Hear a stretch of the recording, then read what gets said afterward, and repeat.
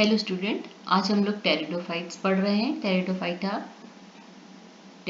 के अंतर्गत हम देखेंगे कि किस तरीके से ये इनका लक्षण क्या है। ये स्थल पर उगने वाले प्रथम पौधे होते हैं जिनमें ये ठंडे, गीले और छायादार स्थानों पर पाए जाते हैं। इनमें स्पोरोफाइट अवस्था होती है, जिसमें जो पौधा स्पोरोफाइट अवस्था होती है मतलब पौधा जो होता है वो जड़, तना और पत्ती में विभाजित रहता है और इसको स्पोरोफाइट भी कहते हैं। इस अवस्था को, जो इसमें अवस्था होती है वो स्पोरोफाइट होती है। और जो इसमें बीजाणुधानी पाई जाती है जो बीजाणु पर्ण में लगी रहती है। बीजाणु पर्ण जो होती है वो एक पत्ती की तरीके की रचना होती है। और जो टेरिडोफाइट्स होते हैं, बीजाणु पर्ण जो होता है जब इनका संघनित हो जाता है तो एक शंकु की तरीके की रचना बना लेता है। जैसे कि इसमें आपको डायग्राम देखिएगा, यहाँ पे हम देख रहे हैं सिलेजिनेला है, ठीक है। और इनमें संवहन ऊतक होते हैं। सबसे पहले संवहन ऊतक टेरिडोफाइट में होते हैं, दिखाई देते हैं।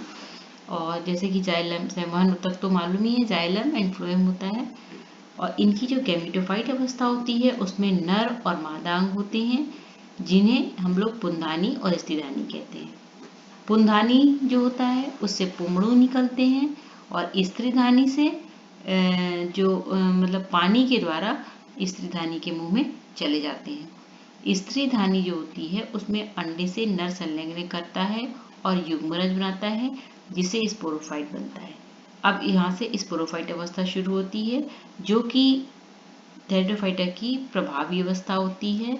और इसमें दो तरीके के स्पोर्स पाए जाते हैं, एक तो समबीजाणु, दूसरा विषम बीजाणु। जो विषम बीजाणु होते हैं जैसे कि स्लेजिनिला है, सेल्विया है, इसमें बड़े बीजाणुओं से जो बड़े बड़े बीजाणु होते हैं उनको मादा और जो छोटे छोटे बीजाणु होते हैं उनसे नर बनता है। और इस प्रकार मतलब फीमेल गैमेटोफाइट बड़े से बनता है और जो मेल गैमेटोफाइट होते हैं वो छोटे छोटे जो स्पोर्स होते हैं उनसे बनते हैं। और इस प्रकार के पौधे में गैमेटोफाइट अवस्था जो होती है वो स्पोरोफाइट से जुड़ी हुई रहती है और अपनी आवश्यकताओं को पूरा करती रहती है। अब मादा युग्मकोद्भिद में जाइगोट का निर्माण होता है, जिससे नया भ्रूण बनता है। और इसमें टेरिडोफाइटा के अंतर्गत हम 4 क्लासेस पढ़ते हैं। जैसे साइलोप्सिडा नाम है, साइलोप्सिडा में साइलोटम उदाहरण आ जाता है। लाइकोप्सिडा है जिसमें सिलेजिनिला आता है, और स्पिनोप्सिडा जिसमें इक्वेसिटम आता है, और टीरोप्सिडा जिसमें डायोप्टेरिस आती है। ठीक है, तो ये हमारा आज का टेरिडोफाइटा था। इसको अच्छे से पढ़िए, समझ आता है तो सब्सक्राइब भी किया करिए, शेयर भी किया करिए और लाइक भी किया करिए। Thank you.